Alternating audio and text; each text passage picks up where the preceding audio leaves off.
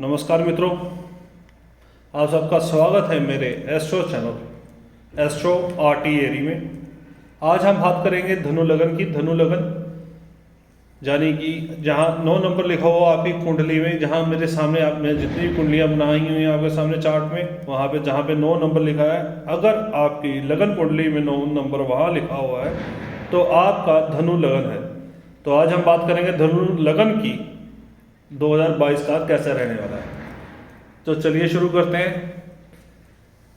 धनु लगन के जातकों का जिस तरह बाकी 12 पूरी 12 की 12 राशियों पे पहले 3 महीने जिस तरह का काल सर्प योग बन रहा है, वैसे ही आपका भी पहले 3 महीने काल सर्प योग का का वक्त है। उसके बाद धीरे धीरे ये समय थोड़ा सा बदलेगा। जिस तरह बाकी ग्रहों के लगन और बाकी ग्रहों के गोचर बदलेंगे, उसी हिसाब से आपका भी वक्त धीरे धीरे बदलता चला जाएगा। पहले 3 महीने देखा जाए तो आपका वक्त पहले महीने में बहुत बढ़िया है। जनवरी आपका बढ़िया है। मन भटका हुआ था पिछले कुछ समय से, कोई भी चीज़ पसंद नहीं आ रही थी, मन व्यथित था, कहीं मन नहीं लग पा रहा था, तो अब उन चीज़ों से आप धीरे धीरे निकल पाएंगे। कुछ अच्छा भी हो रहा था तो उसमें भी खुशियाँ मिल रही थी, पर उस खुशियों को आप पूरी तरह से एंजॉय नहीं कर पा रहे थे। तो अब आप उन खुशियों को एंजॉय करने लग जाएंगे धीरे धीरे, जिस तरह से वक्त बदलता चला जाएगा। अप्रैल में 2 गोचर राहु केतु का और देवगुरु बृहस्पति 2-3 गोचर बदल रहे हैं। राहु और केतु को तो एक ही गोचर लेकर चलते हैं, क्योंकि दोनों एक सिर और बाकी धड़ है। तो राहु और केतु और देवगुरु बृहस्पति 12 अप्रैल 2022 को राहु केतु और 13 अप्रैल 2022 को देवगुरु बृहस्पति अपना गोचर बदलेंगे। इस गोचर के बदलने से केतु आपके व्यय स्थान पे, जहां आपके खर्चों के लिए नए नए तरीके खड़े हो जाएंगे, आप अपनी खुशियों के लिए नई गाड़ी वाहन या किसी चीज़ के लिए पैसा खर्च सकते हैं या कहीं इन्वेस्ट कर सकते हैं। इन्वेस्टमेंट का ये समय नहीं होगा। अगर आप लॉन्ग टर्म में इन्वेस्ट करना चाहते हैं 3 साल 5 साल 10 साल के लिए, तो आप पैसे इन्वेस्ट कर सकते हैं। पर अगर आप सिर्फ कुछ समय के लिए पैसे इन्वेस्ट करना चाहते हैं तो वो पैसे आपके बर्बाद हो जाएंगे। उधार दिया हुआ पैसा अप्रैल 12 2022 के बाद उधार दिया हुआ पैसा वापस नहीं आएगा, ये आप याद रखिएगा। 29 अप्रैल 2022 को शनि अपनी गोचर बदलेंगे और गोचर बदलकर 12 जुलाई 2022 तक वो गोचर बदलकर आपके तीसरे स्थान पर आ जाएंगे, जहां आपको थोड़ा सा गुस्सा आपका बढ़ेगा, आप थोड़ा क्रोधित होंगे। देवगुरु बृहस्पति जब 13 अप्रैल 2022 को आप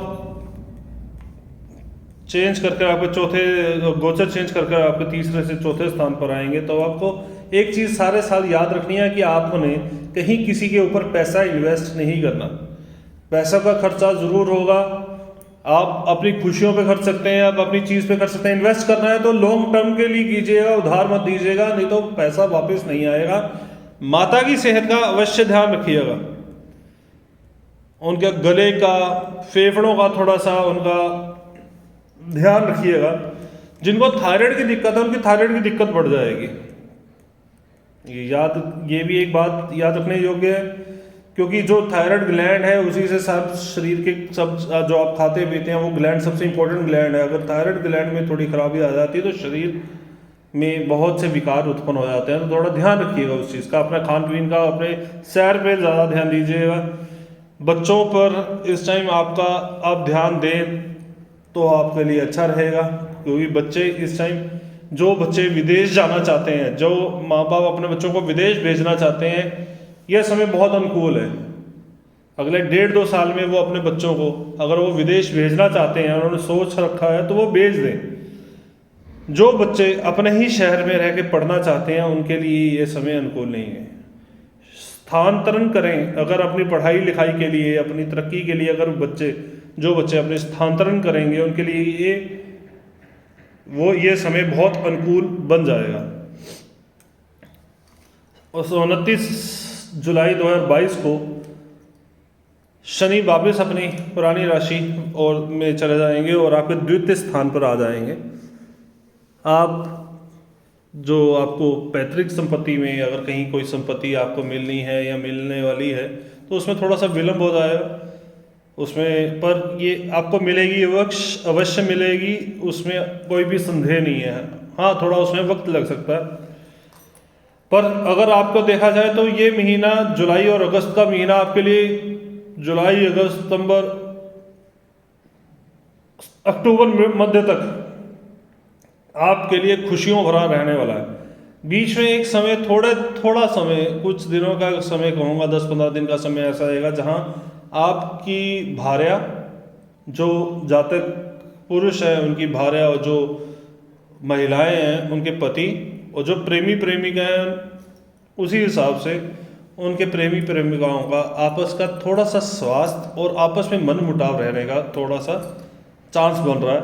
उसमें आप थोड़ा उस वक्त को हंसी खुशी आप निकाल सकते हैं, इसलिए आप उसमें वाद विवाद में ना ही पड़े तो ज़्यादा बेहतर रहेगा।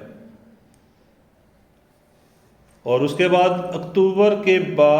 अक्टूबर मध्य के बाद, अक्टूबर अंत में आप से लेके साल के अंत तक का समय आपके लिए बहुत अच्छा है। जिन लोगों की शादी नहीं हो रही उन लोगों के लिए ये साल धनु राशि के लगन के लोग जातकों का ये साल शादी ब्याह के हिसाब से बहुत उत्तम है।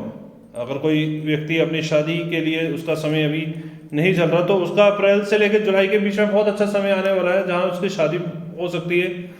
और दूसरा, इस साल के अंत में अगर देखा जाए सितंबर अक्टूबर का महीना भी सितंबर का पूरा महीना, अगस्त एंड से सितंबर एंड तक का वक्त उनके लिए, और अक्टूबर एंड से लेकर दिसंबर एंड तक का वक्त शादी ब्याह के लिए उनके लिए बहुत अच्छा रहेगा। पर याद रखिए, अक्टूबर के महीने में कहीं कोई अगर किसी की शादी हो रही हो, रोका और सगाई हो रही हो तो उसको 1-1.5 महीने के लिए टाल दें। अपनी जन्मपत्री किसी को पंडित या किसी विशेषज्ञ को दिखा के कोई तारीख निकलवा के ही करें। और बाकी सब संभावनाएं आपको अच्छी ही दिख रही हैं। आपकी कुंडली में बहुत अच्छा साल आपका जाने वाला है।